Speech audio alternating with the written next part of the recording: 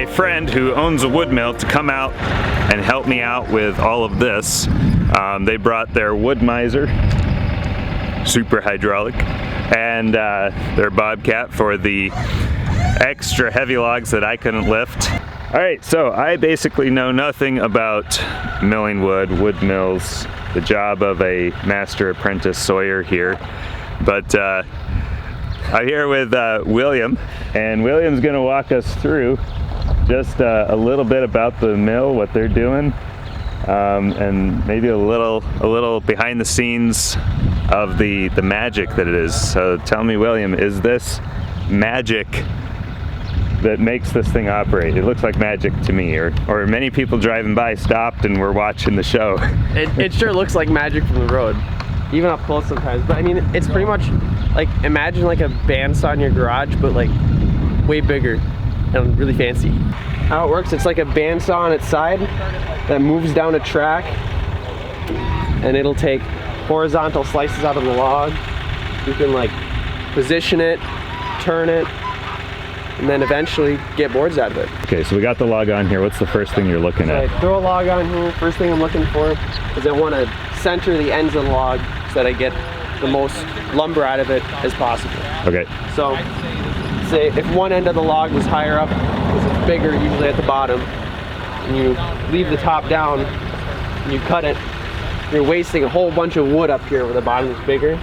So you center it so you waste as little as possible on each side. Okay. Then I turn it so that I usually take out any of the big inconsistencies with my first couple of cuts, and then I'm rotating it counterclockwise with a big chain underneath. Yep. And sometimes, and you'll see on the other footage, but there's a big clamp on the other side that I can also use to rotate it. And yeah, so make a cut, see if I did all right, and then turn it, make another cut, turn it, make another cut, and at that point usually you can start getting usable lumber out of it. My dad ran our previous mill, and it was a lot smaller, and I never was really too involved with that. Okay. So we got this, and it was right after my dad had an injury, and so I started off getting trained in on this, and I mean, we have about 128 hours, and I put about 127 of those hours on it. So wow, this has been my learning curve, getting to learn on a like pretty much like entry-level industrial mill.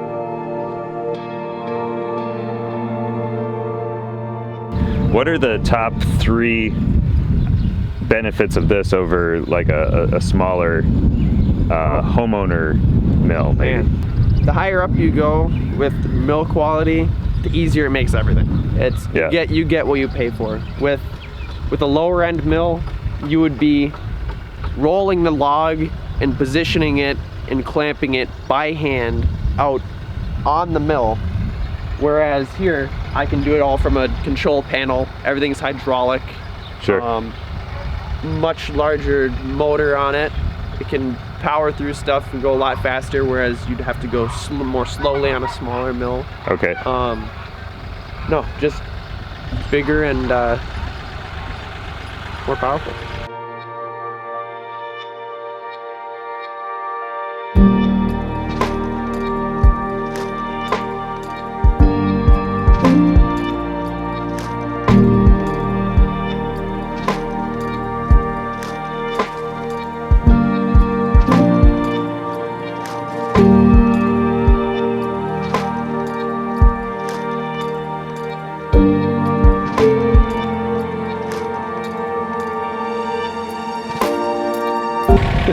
this ash seems a little drier than most of the oak we would cut already. I mean, even when we first cut it. And people would be surprised.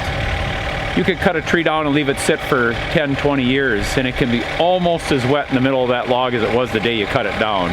A log can really retain the moisture. Okay. It was pretty shocking when I first, started cutting up the logs. You'd think a log, you could kick 2 inches in on the outside, it was all pulpy and just disintegrated and rotten, and you'd cut in and it was just beautiful water just sitting in there. Okay. And so, yep. So for most wood projects, like if someone was making furniture, they're looking for that 8.5% moisture. But a lot of people, if they're coming to get lumber from me, they want to see at least, under 10.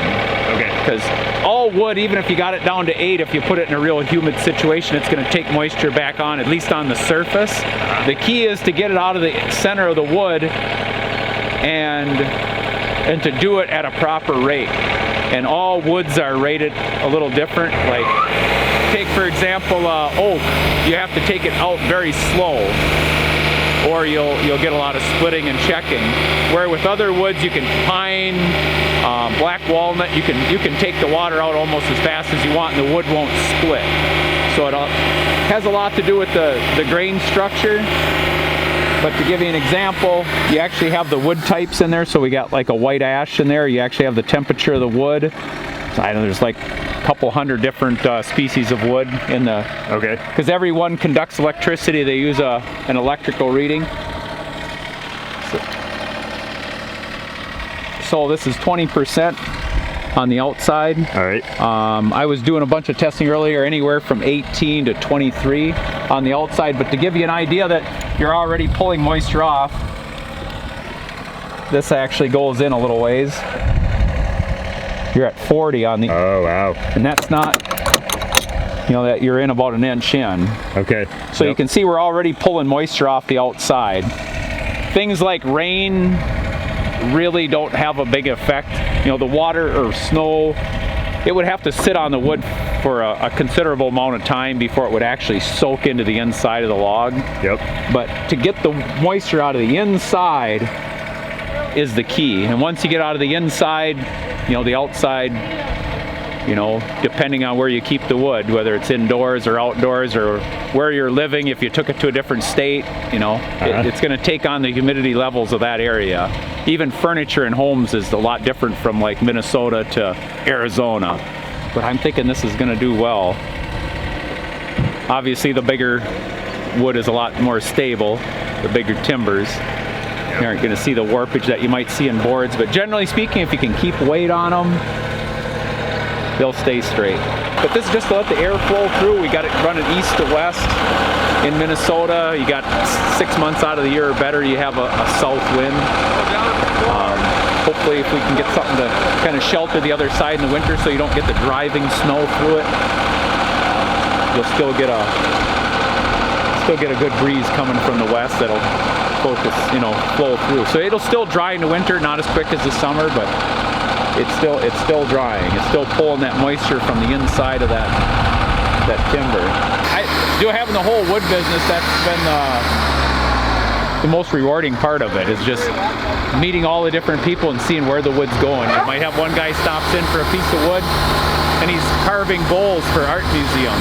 Really? The next guy's restoring furniture, and we had a high-end shop up in Northfield come down and was buying material for customers. He makes real fancy furniture, and the next guy, he's just building a fence.